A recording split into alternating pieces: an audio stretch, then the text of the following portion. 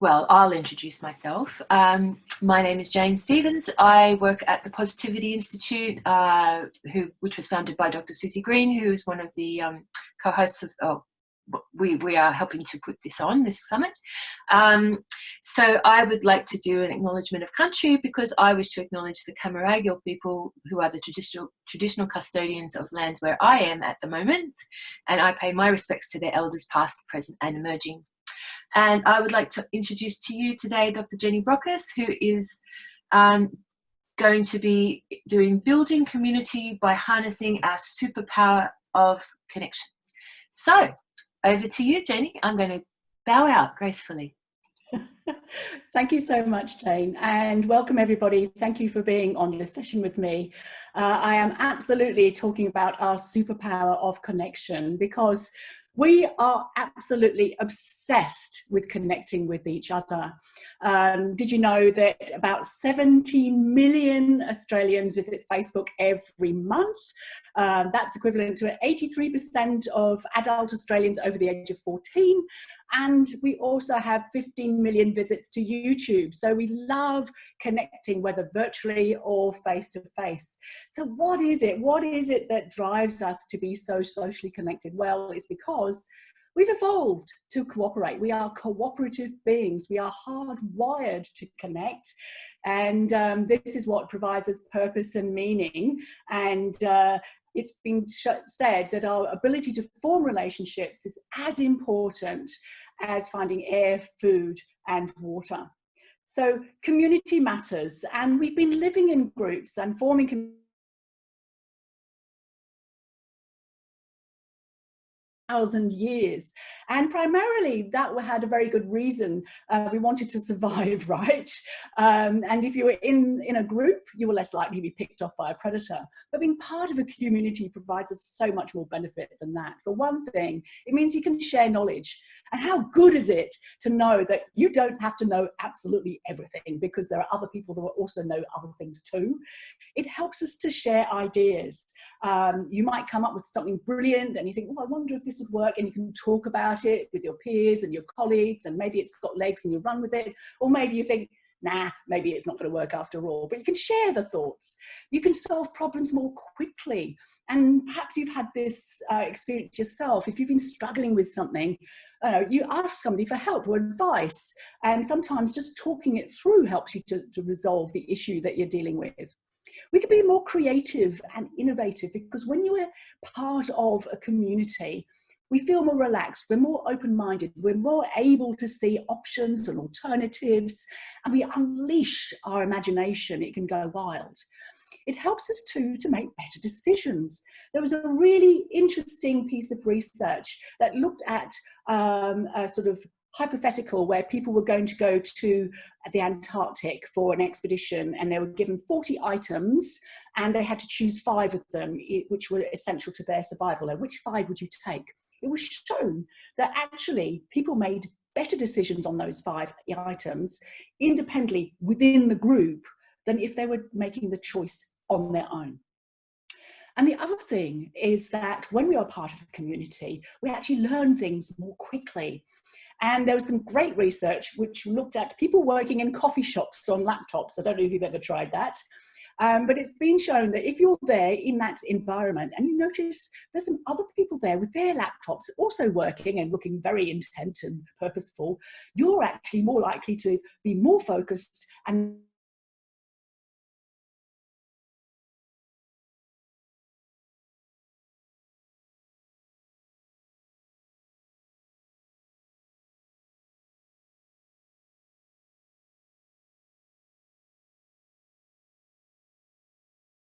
some time ago.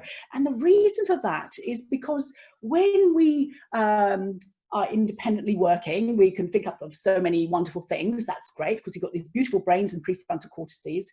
But when you're working with other people, or you're hanging around with other people, we amplify our results. And the payoff for this is that we feel liked, we feel loved, we will feel respected, we feel better understood. And there's all these wonderful things that sort of make us feel like, hey, we're actually belonging here. And this sense of belonging is what Brené Brown talks a lot about when she says, you know, belonging is what drives connection. And it's very different from when you're trying to sort of fit in. So I'm basically talking about our social intelligence and why it's so very important for community building. But how is that different from emotional intelligence? Because when we think of positive psychology, that's what most of us think about. Well, emotional intelligence is that self-awareness piece, being able to manage, control, and express emotions as appropriate to the situation. And so we get better at handling our relationships more effectively as well.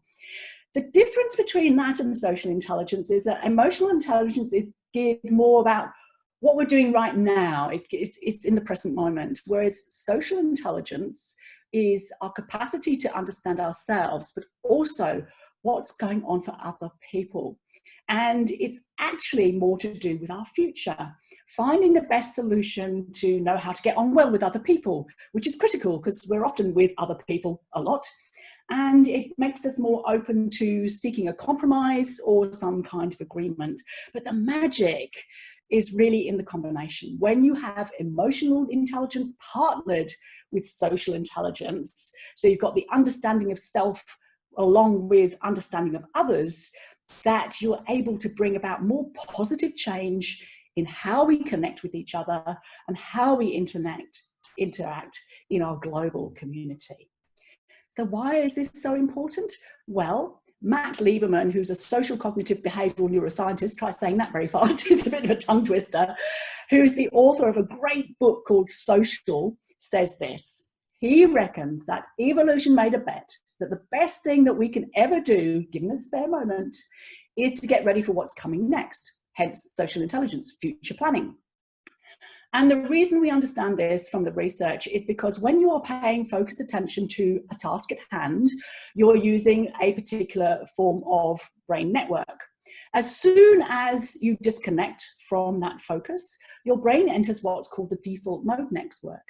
And far from being idle, this is when you are more in a self-reflective mode, and so you're thinking more about yourself, but you're also thinking about your environment and who's around with you. So what does social intelligence look like? How would you recognize it if it sort of smacked you between the eyes? Well, if you think about some leaders in the world today, who do you reckon has the social smarts, who really gets people really, really well? The person who comes to my mind is this person here, Jacinda Ardern, the Prime Minister of New Zealand. She comes across as being genuine, she's honest, she's authentic, she's open, she appears intelligent, articulate, she's a great listener, she's highly empathetic, and she seems to have that knack of understanding what makes people tick and what they're experiencing. And she seems comfortable pretty much in any given situation. She gets the social rules and scripts that, dictate what is most appropriate at a given situation. And she's attuned to understand what's going on for other people. And I think, if there were more people like Jacinda in the world, what a marvelous place it would be. But we can develop our social intelligence in just the same way as we can develop our emotional intelligence. And having a strong, positive community is the best way to start. So basically, your brain is a social organ. At any given moment, it's always primarily concerned about keeping you safe. Now, from an evolutionary perspective, that was because we had certain physical threats, right? So if you're walking along a street minding your own business and all of a sudden this large snarly dog comes rushing up to you, it goes, oh, and we initiate the stress response, and we're usually going to run away fast. But social threat is treated by the brain in exactly the same way. So if somebody snubs you, ignores you, excludes you, doesn't send you an invitation to their birthday party, you feel social pain, and it hurts just as much as any physical pain, because we know it lights up the same brain regions as when we experience physical pain. So social pain is very real. It does hurt, and it matters that we understand what triggers it. So when we're talking about relationships, when we're talking about building community, it's about recognizing what triggers threat in us and seeking ways to minimize it, but also seeking to minimize it in other people. So your brain is asking yourself, a couple of questions when you're in a social situation. First question it asks is, do I matter in the eyes of others? Do I have any significance here? Secondly, do I have clarity about what's actually going on or what might happen next? Do I have any choice and influence in the matter about what's going on here? Do I actually belong? Am I in the right tribe? Should I be somewhere else? And am I being treated fairly? If your brain can answer, in all fairness, that these questions are correct, then you know you're in a place of social safety. It's okay to stay around, and you can start enjoying the social benefits of being in trusting relationships. So building community, I see as taking care. It takes time, it takes effort, it takes perseverance, because it's a dynamic thing. It's never static. And so it's always evolving. And care involves 4 elements that I want to share with you now: clarity, autonomy, relatedness, and equity. So let's look at each one of these in turn. Clarity. It's how we interact and communicate with us, because this increases our level of certainty. Now, we live in a very uncertain world, and especially at the moment with the pandemic, we are facing a mammoth mountain of uncertainty, and the brain doesn't like this. It puts us in that stress response of threat. It's why we seek the status quo. It makes us feel safer. But clarity is important, and we can build that clarity and enhance that certainty by, knowing what our role is in the team, knowing how to support each other, knowing what's expected of each other, because you get that where everybody's speaking the same language.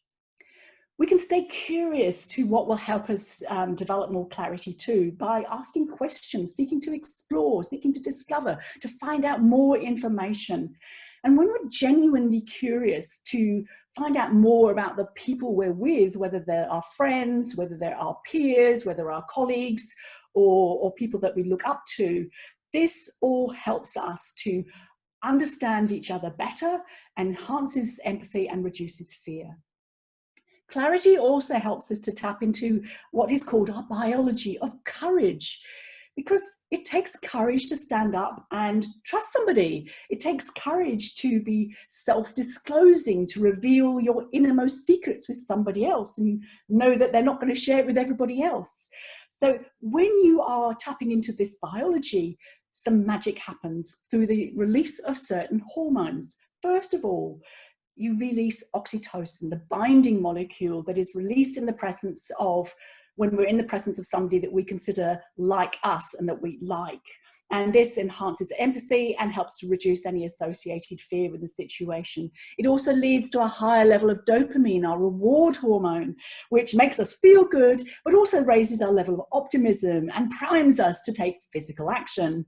And last but not least, we see a higher level of serotonin, the feel-good hormone that makes us feel calm and content.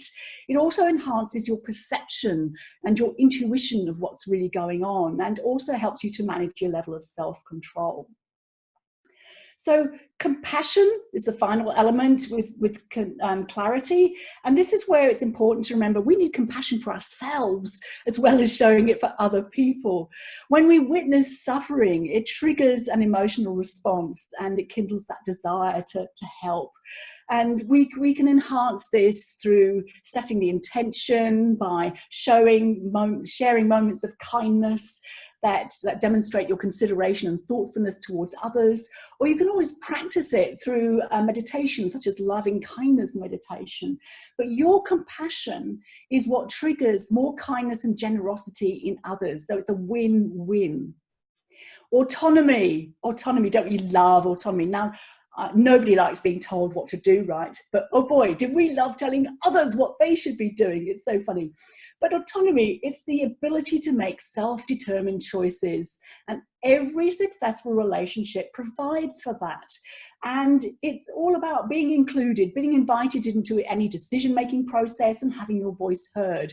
Even if it doesn't sort of change very much, at least you've been listened to, and that's what matters. Because when you see that all ideas are being listened to, it tells you that all ideas are equally valued. And that's particularly important when somebody is more naturally shy or perhaps a little bit more introverted. And supporting a person's autonomy is what nurtures more trust. So just like the child learning to ride his bike, it's that proud moment when the trainer wheels come off and they pedal away under their own steam, knowing that there's somebody around to pick them up if they have a bit of a tumble. Now, appreciation is so wonderful and so powerful. Making a space in our day to press pause and consider, what's gone right, what's been happening well, and to share our appreciation for other people who may have done kind things for us. Sharing our gratitude to what's gone on is such a positive way to bind more strongly and forge stronger relationships. Aspiration, hey, this builds competence. Now, we're always being told it's good to have goals because, it gives us a direction to point ourselves in, which is true. Having a goal, but sharing that dream with someone else enables them to then support you to help achieve that goal. That's the magic. But don't forget too that having a shared goal in a community is also intensely powerful. This is where, we share the common values and beliefs that align us to making it a win-win for absolutely everybody. Relatedness, ooh, this is important because this is that sense of commonality, those invisible threads that bind us all. So with common shared values and beliefs, whether you share a passion for football or the arts or music, this is what promotes us to do pro-social acts. It helps us or motivates us to do good, to help out, to volunteer, to take part in community activities. It makes us kinder, it makes us more generous, and it makes us want to reach out, especially in times of crisis. And best still, it's been shown by the science to make us happier and healthier too. Now, when it comes to respect, this goes back to the significance piece. Being shown respect is about being recognized for who you are as a human being. And our self-image is enormously important to us. It's the lens through which we perceive all our other social needs. And we hear people saying, oh, you shouldn't take notice of what other people say or think about you. Well, actually, we care very deeply what other people think of us. How we perceive ourselves and how we perceive other people perceiving us is incredibly important. And if it's missing in action, it triggers that threat response. So we nurture respect by taking turns, by allowing others to speak up, by seeking inclusivity and calling out the good we see in others. Now, equity, fairness, fair play. Now, it matters a great deal. A lack of equity triggers a massive threat response in the brain, which we feel in our guts. If you've ever felt something is unfair, we get really angry and we wrinkle up our nose in disgust. So equity matters. Being seen to treat people fairly so that, and hopefully they treat us back in the same way, demonstrates our trustworthiness. Really, really important. Now, empathy. Yes, it is about putting ourselves in somebody else's shoes, but it's really our concerned response to someone when we see they're having a bit of a hard time. We've noticed it and we understand, we get how they feel because we can relate to the same emotion in ourselves. But we also have to care enough to actually take action. And we can do this through whether it's listening or standing up for somebody who might be being teased, or maybe we're just helping them to resolve a problem that they're facing. And encouragement, that little quiet word of encouragement is so powerful. Maybe somebody's encouraged you already. And who was that person? Maybe it was several people. It could have been a parent, a sibling, a peer, a colleague, a teacher. We are encouraged by so many things, and that provides us the self-confidence to step forward and become the person that we really want to be in our future. So who are you encouraging at the moment? Building a positive community matters because it is the strength of our social network that determines our health, happiness, and success in life. And it's been shown socially active students do better, not just in the school environment, but beyond. Research from the longitudinal Harvard study into what creates a good life and the World Happiness Report from 2020 both reveal it is the quality of our closest relationships that makes the biggest difference of all. We are all unique individuals, but as William James says, we are like islands in the seas, separate on the surface, but connected in the deep. Thank you. Thank you very much, Jenny. Thank you very, very much. That was wonderful. Thanks to everybody. And don't forget that Jenny has got a new book coming out on the 1st of August called Thriving Mind. So that's one to definitely keep your eye out for. And have a lovely evening, everybody. Don't forget that it's 7:30 Sydney time or at 5:30 Perth time. There's a panel of positive communities with Dr. Susie Green and Dr. Sean O'Connor. Okay, thanks a lot. Bye-bye, everyone. Bye. Bye. Bye, Jenny. Thanks. Bye.